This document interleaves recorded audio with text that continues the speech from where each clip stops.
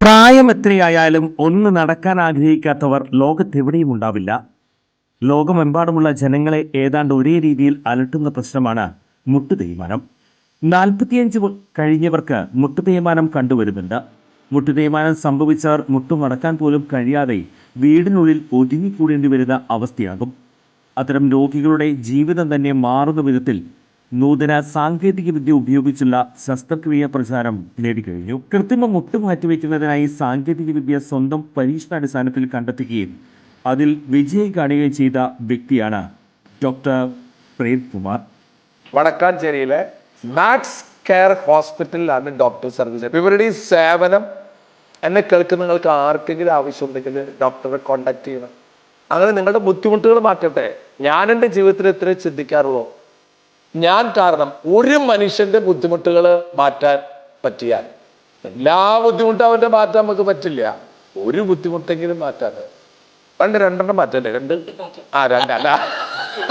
രണ്ട് ബുദ്ധിമുട്ട് മാറ്റാം കേട്ടാ. കാലിന്റെ മുട്ട് ബുദ്ധിമുട്ട് അത് നമ്മൾ മാറ്റി തരും. ചുരുക്കി പറഞ്ഞാൽ ഈ വടക്കാഞ്ചേരിക്കാരൻ ഡോക്ടർ പ്രേംകുമാറിന് മുന്നിൽ മുട്ടുമടക്കാത്തവർ ആരും ഉണ്ടാകില്ല.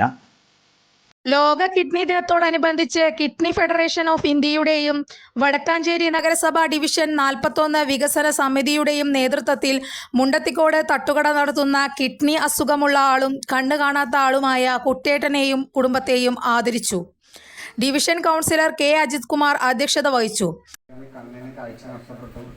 സാധാരണ രീതിയിൽ നമ്മളൊക്കെ ആണെങ്കിൽ എന്ത് ചെയ്യുക, സ്വാഭാവികമായി വീട്ടിൽ ഒതുങ്ങി കൂടുക.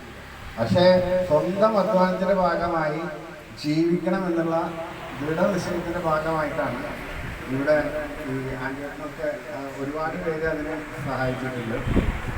ഈ ഹോട്ടൽ തുടങ്ങാനും ആ ഹോട്ടൽ തുടങ്ങിയപ്പോൾ ഒരുവിധം ഇവിടെ പിടിച്ചു നിൽക്കാനും. Kidney federation of India chairman father Davis Chiramel ഉദ്ഘാടനം ചെയ്ത് കുട്ടേട്ടനെയും കുടുംബത്തെയും ആദരിച്ചു. രക്തം ഹാർട്ടിലേക്ക് കൊടുത്താൽ നമ്മൾ ജീവിച്ചിരിക്കുള്ളൂ. അപ്പോൾ അവിടെ കിഡ്നി പോയാൽ അപ്പം ഹാർട്ട് പോയി. കാരണം കിഡ്നിയിൽ നിന്ന് നല്ല രക്തം വരാത്തതുകൊണ്ട് ഹാർട്ടിന്റെ പ്രവർത്തനങ്ങളൊക്കെ ഡാമേജ് ആവും.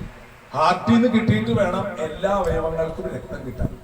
അപ്പോൾ സംഭവം അവിടെ. ഫാദർ അഡ്വക്കേറ്റ് ഫ്രാങ്കോ പുത്തിരി അനുഗ്രഹ പ്രഭാഷണം നടത്തി. മുൻ കൗൺസിലർ കെ വി ജോസ്, കൗൺസിലർമാരായ കെ ഗോപാലകൃഷ്ണൻ, രമണി പ്രേമദാസൻ, വർഗീസ് തരകൻ, CEO യേശുദാസ്, ബിജു ഇസ്മായിൽ, രാജു കൈപ്പറമ്പ് എന്നിവർ സംസാരിച്ചു. ബിജു അയ്യങ്കേരി തട്ടുകടയിലേക്ക് ആവശ്യമായ മേശ, കസേര എന്നിവ വാങ്ങി നൽകി. തട്ടുകടയിൽ നാളെ മുതൽ നറുനീണ്ടി സർബത്ത് കിഡ്നി ഫെഡറേഷന്റെ നേതൃത്വത്തിൽ സൗജന്യമായി നൽകും. കൂടുതൽ വാർത്തകൾക്ക് ഞങ്ങളുടെ ചാനൽ സബ്സ്ക്രൈബ് ചെയ്യുക. ഫേസ്ബുക്ക് ഫോളോ അപ്പ് ചെയ്യുക. വാർത്തകൾ വേഗത്തിലറിയാൻ എനി ടൈം ന്യൂസ്.